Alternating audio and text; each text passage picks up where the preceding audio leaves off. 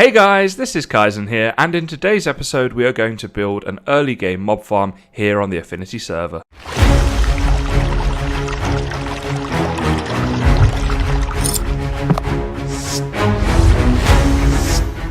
So in today's episode, I've come a little way off of the island, and we're going to make a little platform here. You can see I've made a little start marking out where this is going to go. And what we're going to do is create a mob farm that collects all types of mobs, just to get us some of those early resources that we need. Things like bones I could do with a lot of, because I want to come on to making like a dye farm. So basically we're going to just place this here as a little platform for the mobs to fall onto, and then up in the sky we will have the mob platform where they spawn and then fall to their death. So pretty simple. It'll take a little bit of time to do, a little bit of redstone, but nothing too intensive, and it's definitely going to be worth a payoff because we're going to need this kind of thing. So we'll start by building this platform and then starting to build the thing up in the sky, and we'll have a little look together as we go through, and I'll keep you guys posted along the way. Okay, so the idea behind this farm is pretty straightforward really. What we're going to do, we've got a line of pistons here, and eventually what we'll do, we'll have blocks on like this, and the pistons by default will be extended so the block will be at this height, holding back some water that's going to be placed in there behind it.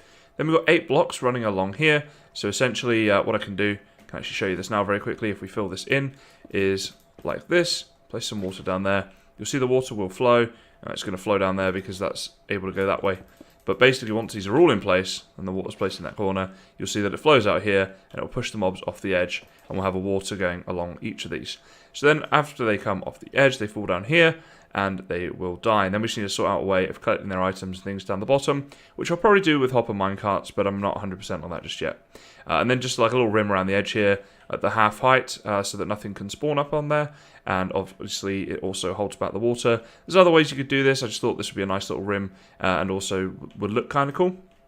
So that's it really. The spawning platforms, the blocks they'll be able to spawn on are not this row here or this row here, but all of these. Now I'm not saying this is the most efficient farm in the world, but it's definitely going to do what we need it to do in terms of getting mobs to spawn. And of course it is stackable, because once we've done this level here, and obviously on the other side as well, again the mobs from that side being pushed down to the middle, we can do more layers if we want to, and the mobs will just fall down. So what we'll do is we'll end up powering these pistons, probably using a hopper clock to get the timing, so that they come down, let the water come and wash the mobs away, then they are pushed back up so the water stops, mobs can spawn, and the process is repeated. So that's the general idea. As you can see, it's in its infancy right now, but I'm going to carry on building this and give you little updates along the way, and anytime anything kind of interest pops up, we'll have a look. So I've just been hooking up all of the redstone underneath, and it's a pretty simple system really. We got a clock down here, which this is just for testing purposes. I will probably make this a hopper clock later on, but basically if we were to complete this clock, so I actually just stopped it like this. Here we go, this will set on its way. Then we come into here like this, the pistons will retract and then expand again, which if we go up and look at the platform, you'll see how this is going to work. But I did realise I made a pretty big mistake. So right now the water would be flowing out, pushing the mobs off, then it would come back up, and then it would go back down again. So that's how it would work, but I think we probably want it to be longer, and a hopper clock's just going to make more sense, because this is going to take up a lot of space. So let's just shut this off a sec. And yeah, made a pretty big mistake in that these need to be sticky pistons, of course. I've just made them normal pistons, which is rather silly. Luckily, we do have the slime farm, so I can easily make these into sticky pistons. The reason this circuit's not the whole way down is because I'm just testing at the moment. Obviously, it will be. I was actually thinking, though, as I was doing this, wouldn't it be a great invention? Because, right, so a sticky piston, the recipe for that is simply a piston with a little bit, with a slime ball. I don't know what I'm talking about, with a slime ball. Right, so, bear with me here. Wouldn't it be a great idea if you could just have slime balls in your hand, like this, and just, you know, place the slime balls on top to turn a regular piston into a sticky piston? I think that'd be awesome. You know, that'd be a really cool little Minecraft thing that you could do. Because for this build, it's a little bit annoying and whatever, but in some builds you end up with, like, you know, a lot of pistons. What if you make that mistake? You might want to change it. I don't know, I thought it'd be a cool idea. Anyway, I'm going to go and replace this with sticky pistons and probably look at getting a hopper clock set up so we can get the timing a little bit longer with ease. And then this is kind of done. Alrighty, here we are on the spectator account, and I've turned clouds off just for a second because I actually think this looks kind of cool. Obviously you have to imagine it without the dirt tower there, and there's a few blocks here that are like misplaced that need to be, you know, deleted. Like there's a block there, for example, we get rid of, a couple around the side and back and stuff, but overall it's not too bad.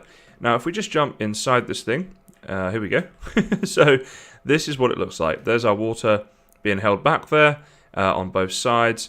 Down through here we've got the hopper clock that's controlling all of that. I've chucked a stack of items in there for now, and we'll just kind of see how that goes. I want to tidy up this platform a bit and tidy up all the blocks here. For now, it was a case of trying to get it functional and then going from there. So you see here, when it turns on, the water comes and takes everything down. Now, the concern that I had when I looked around here, trying to figure out, why are things not spawning as well as I would want them to, is there's a little bit of light coming in. But if we go F3 and we come like here, you see the light on the actual block is 0. All right, the light on these blocks is 0. And even across here, it's saying there's no light. And I've had this before with mob farms, where sometimes when you build them, it appears that there's light coming in, but in reality there isn't. So I don't think that the light is the issue. In terms of spawning space, this could be better. It's not got loads of spawning space, but I don't know. I feel like I should be getting more drops than I am. So what I need to do really is give this a proper test over a longer period of time, especially now I've lit up all the caves and things, and kind of see how this goes. So that's the system right now, and what I'll do is make sure I get it to a point where the mob drops are where we want it to be, and then at that stage I'll come through and talk to you about how to build the farm, how to finish it off, and all that good stuff. I'll just do a quick fly through here of the redstone, because I'm going to have to do that in spectator mode, but basically from the clock, which we can go into in more detail, but you've seen this clock before, and it's just 64 items in there, and then the circuit comes off like this, and it's then just repeaters powering these hoppers and things, pistons and things. The cobble blocks here are to prevent the redstone dust connecting up between the block down in there, in the little gap, and the block up next to the piston. So if those connected up, then the power would not be running into the piston, it'd be running this direction, and so nothing would happen. And the block there allows the two pistons that are next to each other to be powered from different heights. So this one's powered from this height, this one's powered from that height, and by doing that we can have a line like this, and then it's just repeaters powering the system all the way down like this. So it's pretty simple, but in case you're making this or something similar at home, just thought I'd go through the redstone circuitry in a little bit more detail, and as I say, when I actually get this working exactly how I want it to, then I'll come through and give you the full information on how to make this and what problems you may experience.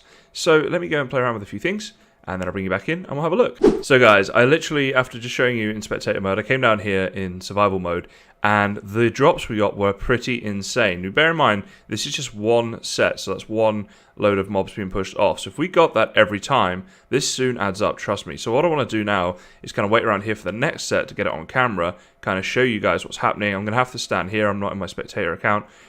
Guess I could kind of have a look from here. But hopefully, and this should be going soon, I've tried to time it right so I don't have to cut this, whether the water's going to be released soon. And you get a little bit of a graphic along here actually when it's released. So I should be able to tell you, there we go. Alright, so the water's now coming, and here we go. Alright, that's one spider, a skeleton, a zombie, okay. Alright, it was way more impressive on the time that you guys weren't watching. So it's obviously temperamental. I guess I got quite lucky, I got quite a good one on the first go round. But to be honest, even that is not too bad. Bearing in mind that this is AFK, you're just kind of getting on with your game, and all this stuff is like happening in the meantime. So there you go, the pistons have gone back up, and now mobs will start to spawn. You can sometimes see them spawn from here, and then we'll have to have another watch. But I'm going to watch this for like a few goes, see if I can get like a good one on camera for you guys, and see from there. But it looks like it's working just fine. I think we're going to be okay, which is really good news. I'm hoping this is now done and I can just kind of tidy up the aesthetic of it, but functionality-wise I think it's there. So let's see how this goes. Alrighty guys, well, the mob farm is just about complete. I do need to take down that dirt tower and tidy up a few things, but it works. So I just thought I'd have a little time right now to kind of catch you up. So down here we got the AFK room, and in here we got our item storage, which I can open this up and show you. It's not the best. We're not getting loads and loads of drops, but that being said, it was never really meant to be super efficient or get us tons of drops. This is just for personal use. Later on, if I do like a big shopping project where I need anything like this, or any kind of big project, I will be building a much bigger, more efficient mob spawner. This is just an early game solution. So you can see down here we've got the hopper minecart just running back and forth. Just seemed the easiest way to get all this picked up. Didn't use loads of gold on the powered rails the whole way through because it's just not necessary, just be a waste of items. So that's just going on doing its thing.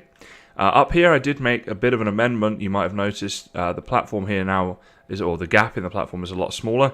So right now it pushes mobs down, and if they fall here, they fall onto these trays and go this way. Doing that just meant that we could have a smaller area over which the mobs would fall, and it's just a little bit more controllable in that way. So as I say, early game solution, not incredible, but it works. It does the job, and we can AFK here for an extended period of time to get the drops that we're going to need. So pretty happy with the outcome of this. Just kind of happy to have a mob farm where we can get these types of drops in high quantities. The big thing that I want is bones, and we're actually getting a few of those at the moment. Stack and 3/4, not too bad. I need a lot of bones because I want to get a lot of bone meal and use that in a dye farm. Might be the next episode, but certainly in an upcoming episode, I want to get a dye farm sorted out. So yeah, I think a dye farm is pretty important early on, just because you can get obviously all different colors of wool and concrete and terracotta and everything else. So that's pretty useful for that, because then you can make your builds look like however you want them to look. And I think that's going to be nice. And then when we're doing future builds, we can use all the different colors of stained glass and, as I say, concrete and whatever else. So pretty useful. So that'll be coming up soon, and I hope that you guys are enjoying these types of episodes where I'm building these type of contraptions. Of course, you can always leave me a comment, let me know what you're thinking, and anything you want to see on the series or any ideas you have. To the people that have done that, some people suggested things for my redstone house. It is on my list, and I'm going to go and make some amendments to them, the house that I built at spawn, so that will come up in a future episode. But for this episode, guys, that's about all I have time for today, unfortunately. So, as always, thank you very much for watching, and I'll see you next time.